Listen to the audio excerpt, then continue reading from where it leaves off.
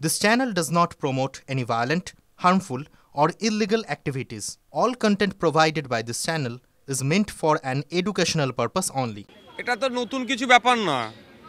দেখুন ইতিপূর্বে দেখবেন যেখানে যা ঝামেলা যা লড়াই ম্যাক্সিমাম শাসকে হচ্ছে। বকটিয়ার কথা আমরা ভুলে যাচ্ছি। প্রায় 11-12 জন মারা গেল। কে খুন করেছে আর কারা খুন হলো? সে তৃণমূল খুন করলো তৃণমূলের লোককে। সারা রাজ্যে দেখুন ভাঙড়ে দেখুন শওকত বাহিনী আরাবুল বাহিনীর মধ্যে লড়াই কি হচ্ছে, সব একসাথে ওই শুধু করে কামে খাওয়ার লড়াই। এটা আদর্শগত লড়াই নয় এটা।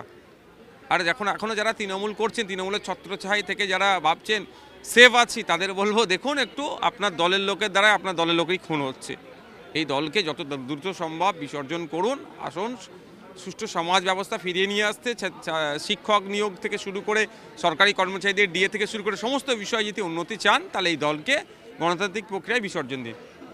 এবার শিউরি উৎসবে নাম নেই কাজল শেখের। শিউরি উৎসবে জলজল করছে অনুব্রত মণ্ডলের নাম বাদ কাজল। দেখুন ব্যাপারটা হচ্ছে এই যে সরকারটা চলছে কোনো ডেকোরাম মেনটেন করে চলে। আমি একজন জনপ্রতিনিধি, আমার ভাঙড় বিধানসভার এলাকাতে আমাদের সেখানে সরকারি কোনো অনুষ্ঠানে আমরা আমন্ত্রণ পাই না। বিরোধীরা মুখ্যমন্ত্রী বিভিন্ন জায়গায় যে আপনি জেলা লেভেলের প্রশাসনিক মিটিং করেন, ওখানে বিরোধী এমপি এমএলএ যারা আছেন, নির্বাচিত জনপ্রতিনিধি যারা আছেন, তারা সেখানে সুযোগ পায় না। এগুলো এতদিন চলছিল।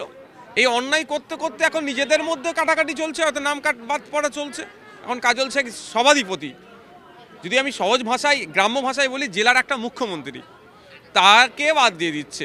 কিন্তু এই কাজল শেখকে দিয়েই যখন অনুব্রতবাবু জেলের মধ্যে ছিল তখন কাজ উতরেছে। এটা হচ্ছে ব্যাপার। যখন এই তৃণমূল কংগ্রেস যখন যার প্রয়োজন হয় তাকে দিয়ে কাজ উতরে নেয়, তারপরেই তার ডানা ছেড়ে দেয়।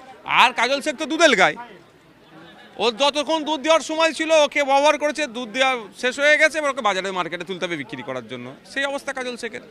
স্বাস্থ্যসাথীর নিয়ম অনুসারে হাসপাতাল থেকে রোগীকে দেবে 200 টাকা যাতায়াতের জন্য, তবে সেই টাকা দিচ্ছে না হাসপাতাল।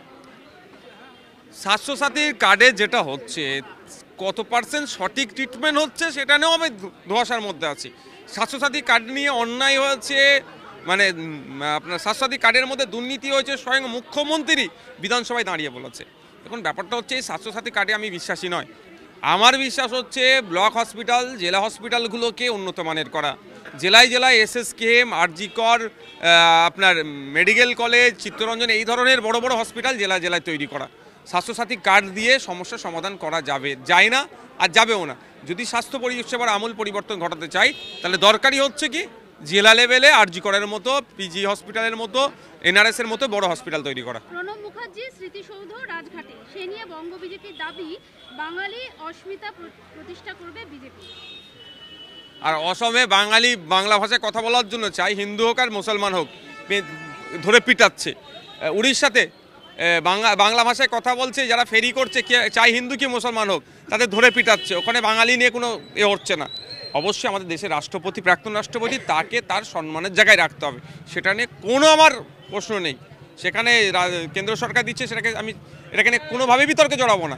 কিন্তু এটাকে দেখিয়ে বিজেপি বাঙালির মন যদি পেতে চাই, আগে বলা দরকার যেভাবে বাংলাতে এসে ভিন্ন রাজ্যের নেতারা বাঙালিদেরকে নিয়ে খিল্লি করছে তার জবাব দিতে হবে। আর ভিন্ন রাজ্যে বাংলা ভাষায় কথা বলার জন্য আমাদের রাজ্য থেকে পরিযায়ী শ্রমিকদের উপরে যে অত্যাচার নেমে আসছে সেটা কীভাবে বন্ধ করতে হয় সেটা দেখতে হবে।